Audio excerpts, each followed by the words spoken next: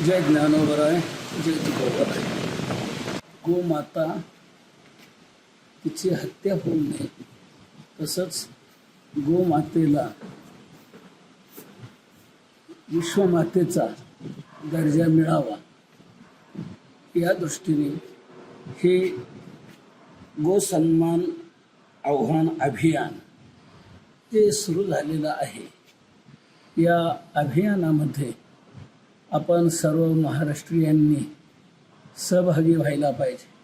आपल्या महाराष्ट्रीय सर्व संतांनी गोमातेचं खूप मोठं महत्त्व गायलेलं आहे. प्रत्येक सप्ताहाच्या काल्याच्या कीर्तनातून गोमातेची सेवा महत्ता सांगितल्याशिवाय काल्याचं कीर्तन पूर्णत्वाला येत नाही. म्हणून सर्व संतांनी आपल्या अभंगरचनेमध्ये बालक्रीडा जी गायलेली आहे, भगवान श्रीकृष्णाची बालक्रीडा वृंदावनातली, ती सर्व बालक्रीडा खूप चांगल्या प्रकारे गायलेली आहे. भगवान श्रीकृष्णाने गोमातेची सेवा केली, गोपाळांनी सेवा केली. आपणही सर्वांनी गोमातेची सेवा, गोमातेची सुरक्षा आणि गोमातेचा सन्मान यासाठी सर्वांनी आता 27 जुलैला कलेक्टर कचेरीवर आपल्या सर्वांकडून सह्याचं निवेदन पोहोचलं पाहिजे.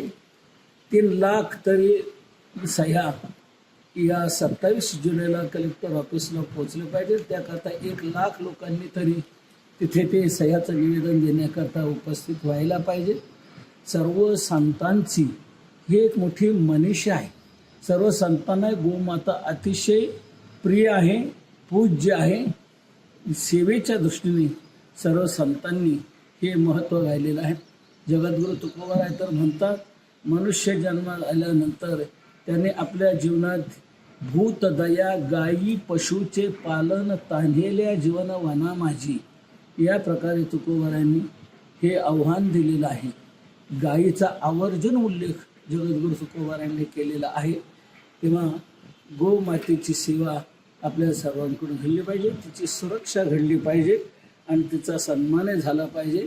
म्हणून गोहत्या बंद झालीच पाहिजे आणि त्याप्रमाणे गोसंवर्धन हे व्हायला पाहिजे.